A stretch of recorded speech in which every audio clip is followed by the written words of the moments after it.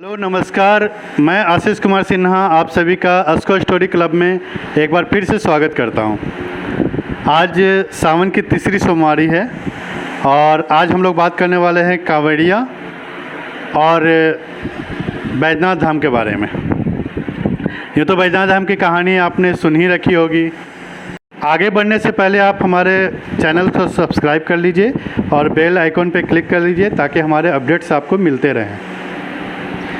रावण की ये इच्छा थी कि भगवान शिव कैलाश पर्वत को छोड़कर लंका में निवास करें और इसी इच्छा को रखते हुए उसने घोर तपस्या स्टार्ट की कैलाश पर्वत पर। और तपस्या के क्रम में उसने अपना एक एक करके 9 सिर को काटकर चढ़ा दिया और जैसे ही वह 10वां सिर काटने चला भगवान शिव प्रकट हुए। भगवान हमेशा भक्ति भाव के भूखे रहते हैं। वो ये देखते हैं कि आप कुछ भी उनको चढ़ा रहे हैं तो उसमें आपकी कितनी श्रद्धा है, आप कितने समर्पण भाव से वो काम को कर रहे हो। और रावण का समर्पण और भक्ति भाव देखकर भगवान शिव प्रकट हुए और उसे वर मांगने को कहा। और रावण ने यही इच्छा जाहिर की कि भगवान आप कैलाश पर्वत छोड़कर लंका में निवास कीजिए।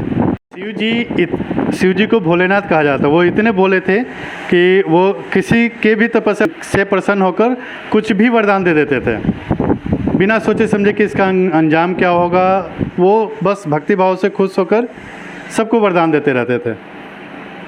रावण की तपस्या से प्रसन्न होकर भगवान शिव ने अपने स्वरूप एक शिवलिंग को दिया और कहा कि इसे सीधे ले जाकर लंका में स्थापित करो और ये कहीं भी धरती पर रखाना नहीं चाहिए वरना वो वहीं पे स्थापित हो जाएगा, फिर वो शिवलिंग वहाँ से हिलेगा नहीं। अब इधर सारे देवी देवता परेशान हो गए कि अब तो भगवान शिव कैलाश छोड़कर लंका में विराजमान हो जाएंगे। तब सभी देवता मिलकर भगवान विष्णु के पास गए और इसका उपाय निकालने को कहा। भगवान विष्णु ने सभी को आश्वस्त किया कि आप लोग निश्चिंत रहिए, इसका कुछ न कुछ उपाय हो जाएगा। जब रावण शिवलिंग को लेकर लंका की तरफ चला तो भगवान विष्णु के कहने से वरुण देवता रावण के पेट में समा गए।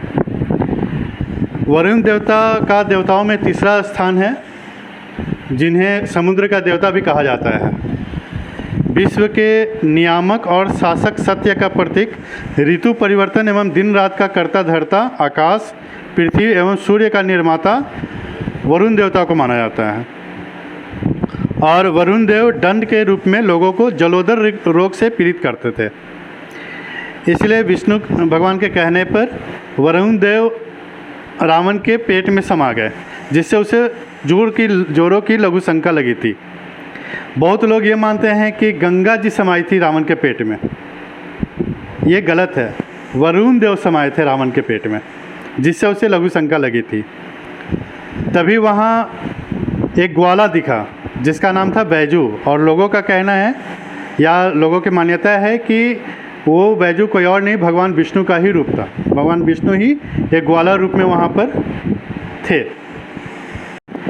रावण ने उस बैजू नाम के ग्वाले को शिवलिंग देकर कहा कि इसे ज़मीन पर मत रखना, और वो खुद लघु शंका करने चला गया। और कहा जाता है वो लघु शंका इतनी देर तक करता रहा कि वो रुक ही नहीं रहा था। और आज भी वो रावण कुंड के नाम से, उसकी लघु शंका से एक तालाब बना जिसे रावण कुंड के नाम से जाना जाता है, जो देवघर में ही स्थित है। इधर बैजू हाथ में शिवलिंग लिए खड़ा था और धीरे धीरे शिवलिंग का भार बढ़ता जा रहा था। काफ़ी देर प्रतीक्षा करने के बाद बैजू का वो भार नहीं उठा पा रहा था, जिसके कारण उसने पृथ्वी पर रख दिया। और वो इस डर से कि रावण आकर उसे कुछ बोले ना, इसलिए वो एक तरफ छुप गया। उधर जब रावण लघु शंका करके लौटा तो देखा कि वहाँ कोई ग्वाला ही नहीं है। फिर उसका नज़र ज़मीन पर जब पड़ा तो देखा कि शिवलिंग तो वहाँ रखा हुआ है। अब वो शिवलिंग को कितनी भी कोशिश किया, वो शिवलिंग वहाँ से टच से मस नहीं हुआ। अंत में उसने गुस्सा कर एक लात मारी और उसे अंगूठे से शिवलिंग को दबा दिया। आज भी आप हर जगह का शिवलिंग को उठा हुआ देखेंगे, लेकिन देवघर का जो शिवलिंग है वो देखेंगे कि बस थोड़ा सा नज़र आता है, क्योंकि वो अंगूठे से रावण दबा के चला गया था। इधर इधर बैजू जो छुप कर देख रहा था, उसे ये लगा कि जो शिव जी की पूजा हो रही है, ये रावण को करते देखा कि एक लात मारा और अंगूठे से दबा कर चला गया, तो उससे ये लगा कि यही पूजा करने की विधि है। अब वो बैजू क्या करता, हर दिन वो पूजा के भाव से उसे 4 डंडे मार के आता, उस शिवलिंग को 4 डंडे मार कर आता। एक दिन ऐसा हुआ कि वो खाना खाने बैठा, उसे जोरों की भूख लगी थी, वो खाना खाने बैठा और अचानक से उसे, जैसे वो पहला निवाला मुँह में लेने वाला था, अचानक से उसे याद आया कि अरे उसने तो आज पूजा की ही नहीं। वो खाना छोड़ कर गया और 4 डंडे शिवलिंग को मार कर लौट ही रहा था कि तभी भगवान शिव प्रकट हुए और उससे कहा कि तुमने मन से मेरी भक्ति की है, मैं तुम्हारी भक्ति से प्रसन्न हूँ, तो आज से ये जगह तुम्हारे नाम से जाना जाएगा और तुम्हारे नाम के बाद ही मेरा नाम आएगा। तो इसलिए उसको बैजनाथ धाम कहते हैं। बैजू का नाम पहले आता है, नाथ भगवान शिव के लिए संबोधित है, इसलिए बैजनाथ धाम उसको कहा जाता है। फिर सभी देवी देवता ने वहाँ जलाभिषेक किया और ऐसा कहा जाता है कि उस मंदिर का निर्माण विश्वकर्मा जी ने किया था और स्वयं विष्णु जी ने वहाँ इस मंदिर की स्थापना की थी। तो ये थी बैजनाथ धाम की कहानी। और अब आप सुनिए कि कांवड़िया की शुरुआत कैसे हुई और जलाभिषेक जो किया जाता है, शिव जी को जो जल चढ़ाया जाता है, वो सावन मास में ही क्यों चढ़ाया जाता है और इसका क्यों महत्वपूर्ण है सावन मास में जल चढ़ाना। जब समुद्र मंथन हुआ था तो भगवान शिव ने विष पिया था, जिससे वो नीलकंठ कहलाए। माता पार्वती ने उनका गर्दन तक अपने हाथ रखकर गर्दन तक ही वो विष को रोक लिया था, नीचे आने नहीं दिया था, जिससे उनके गर्दन में जमा होकर वो उनका कंठ नीला पड़ गया था, जिससे वो नीलकंठ कहलाए। फिर सभी देवी देवता ने उनको जलाभिषेक किया था, उन पर जल चढ़ाया था शिव जी पर, ताकि उन्हें उस विष की जलन से राहत मिले। इस कारण से सावन मास में जल चढ़ाना बहुत ही महत्वपूर्ण माना जाता है। देवघर के शिवलिंग को ज्योतिर्लिंग कहा जाता है। देवघर के शिवलिंग को ज्योतिर्लिंग कहा जाता है। ज्योतिर्लिंग एक संस्कृत शब्द है जिसका अर्थ होता है रोशनी का प्रतीक। और शिव के कुल 12 ज्योतिर्लिंग हैं, जिनमें 9वां ज्योतिर्लिंग देवघर का है, जिसे कामना लिंग कहते हैं। जब शिवजी सती के मृत शरीर को लेकर घूम रहे थे तो भगवान विष्णु ने सुदर्शन से उस शरीर को नष्ट किया था और जहाँ जहाँ उस सती के अंग गिरे थे उस जगह को शक्तिपीठ कहा जाता है। और देवघर में ही माता सती का हृदय गिरा था, जिस कारण यह स्थान हार्दपीठ नाम से भी जाना जाता है।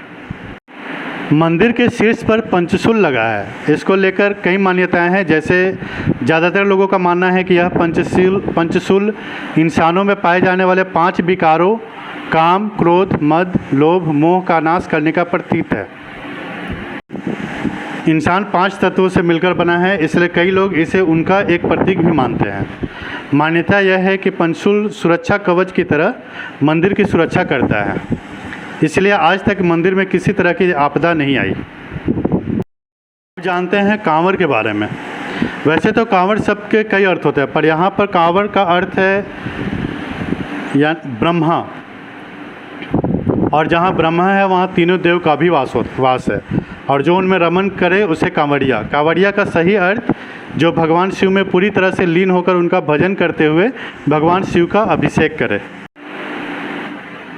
ऐसे तो आजकल लोग सुविधा अनुसार जल चढ़ाने जाते हैं, कोई बाइक से जाता है, कोई कार से जाता है, कोई अन्य संसाधनों से मतलब वहाँ पहुँचते हैं, पर कांवड़िया वही कहलाते हैं जो पैदल यात्रा करके भगवान शिव को जल चढ़ाते हैं। कांवड़ यात्रा पैदल करने का नियम है। यात्रा के दौरान भक्तों के लिए बहुत कड़े नियम बनाए गए हैं। कांवड़ के दौरान व्यक्ति को सात्विक भोजन करना चाहिए। कांवड़ को जो भक्त ले जाते हैं उसे कहीं भी नीचे नहीं रखते हैं। कांवड़ एक सर्प के आकार का लंबा सा छड़ी होता है, उसमें एक लोटा होता है जिसमें भक्त गंगाजल भरकर ले जाते हैं। वो गंगाजल पवित्र गंगा नदी की होती है। कठिनाइयों भरा लंबा रास्ता तय करके शिव जी को जल अर्पित करते हैं। सबसे बड़ी बात ये सफ़र पद यात्रा का होता है। ऐसा करने से महादेव अत्यंत प्रसन्न होते हैं। ऐसा मन में ख्याल आता है या जानने की इच्छा होती है कि सबसे पहले कांवड़ यात्रा की शुरुआत किसने की थी। तो इसके पीछे 3 कहानियाँ हैं। पहला है कि सबसे पहले भगवान परशुराम ने बागपत के पास स्थित पूरा महादेव मंदिर में कांवड़ से गंगाजल लाकर जलाभिषेक किया था। जलाभिषेक करने के लिए भगवान परशुराम गढ़मुक्तेश्वर से गंगाजल लेकर आए थे। इस तरह से उन्हें सबसे पहला कांवड़िया बोला जाता है। एक दूसरे कहानी में त्रेता युग में श्रवण कुमार हिमाचल के ऊना क्षेत्र से अपने माता पिता को कांवड़ में बैठाकर हरिद्वार लाए और उन्हें गंगा स्नान कराया था। वापसी में वे अपने साथ गंगाजल भी ले गए और इसे ही कांवड़ यात्रा की शुरुआत माना जाता है। तीसरी कहानी ये है कि सबसे पहले प्रभु श्री राम ने शिव का जलाभिषेक किया। कथा मिलती है कि श्री राम ने बिहार के सुल्तानगंज से कांवड़ में गंगाजल भरकर बाबा धाम में शिवलिंग का जलाभिषेक किया था। अगर आप बिहार झारखंड से हैं तो बाबा धाम मंदिर को प्रमुख माना जाता है, लेकिन ऐसा भी मन में विचार आता होगा कि और कांवड़िया सिर्फ बाबा धाम मंदिर के लिए नहीं और भी मंदिरों के लिए जाते हैं। तो ये कहा जाता है कि जिस जगह से गंगाजल उठाकर जिस मंदिर के लिए आप संकल्प कराते हैं उसी मंदिर में वो जल चढ़ाना होता है। इस तरह से आप कहीं से भी गंगाजल उठाकर किसी भी मंदिर का संकल्प कराकर वहाँ पर आप जल चढ़ाइए, उसकी मान्यता वही है। डाक बम, बोल बम और तारक बम कांवड़ियों की पहचान उनकी धार्मिक प्रक्रियाओं के आधार पर आसानी से पहचानी जा सकती है। शुद्धता का ख्याल रखते हुए यात्रा की जाती है, जहाँ पर शरीर से त्याज्य पदार्थों को निकालने के बाद स्नान करना होना है। तेल, शीशा और कंघी तक का त्याग करना पड़ता है। उनको कांवड़िया या कांवड़िया कहा जाता है, मगर यह सब कांवड़ उठाने वालों के लिए ही प्रयोग किया जाता है। इसके साथ ही आपस में बोलचाल और बुलाने के लिए नाम के साथ बम शब्द का प्रयोग किया जाता है। सामान्य कांवड़ या बोलबम कांवड़ यात्रा के दौरान कांवड़िया यात्रा के दौरान जहां चाहे ठहरकर आराम करते हैं। विश्राम के दौरान कांवड़ को स्टैंड पर रखते हैं ताकि वह ज़मीन में न छू जाए। यह प्रक्रिया कोई भी पूरी कर सकता है और इनके कपड़े भगवा रंग के होते हैं। कांवड़िया के भी अलग अलग प्रकार होते हैं। एक होता है दांडी कांवड़िया। दांडी कांवड़ यात्रा के दौरान भक्त नदी तट से शिव धाम तक की यात्रा खुद को दंड देते हुए पूरी करते हैं। अर्थ यह है कि कांवड़ पथ की दूरी को अपने शरीर की लंबाई के अनुपात में लेटकर नापते हुए शिवालय तक की यात्रा पूरी करते हैं। यह बेहद कठिन कांवड़ यात्रा होती है और इसमें लंबा समय लगता है। एक होता है खड़े कांवड़िया। खड़ी कांवड़ यात्रा के दौरान भक्त खड़ी कांवड़ को लेकर चलते हैं, वहीं उनका सहयोगी इस दौरान उनकी मदद करता है। आराम के दौरान सहयोगी अपने कंधे पर उनकी कांवड़ रख लेते हैं। डाक बम कांवड़िया। डाक बम कांवड़िया यात्रा शुरू करने के साथ ही शिव के जलाभिषेक करने तक लगातार चलते रहते हैं और ऐसा मानना है कि 24 घंटे के अंदर उन्हें जलाभिषेक कर देना है। अगर आप डाक बम जा रहे हैं तो 24 घंटे के अंदर जलाभिषेक कर ही देना है। और डाक बम कांवड़ियों के कपड़ों का रंग सफ़ेद होता है। तारक बम कांवड़िया।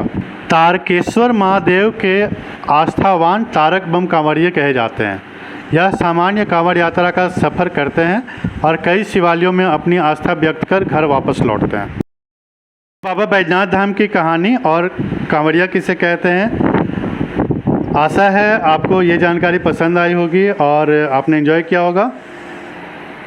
तो हम लोग अपने धर्म से जुड़े रहते हैं और हमें अपने धर्म के बारे में जानना चाहिए, जितना ज़्यादा हो सके जानना चाहिए, ताकि हम अपने आने वाली पीढ़ी को कुछ न कुछ देकर जाएं, कुछ सिखाकर जाएं। तो अगर ये कहानी आप लोगों को पसंद आई होगी तो हमारे चैनल को सब्सक्राइब करना न भूलें और बेल आइकन पर क्लिक करें ताकि हमारे अपडेट्स आपको मिलते रहें। धन्यवाद।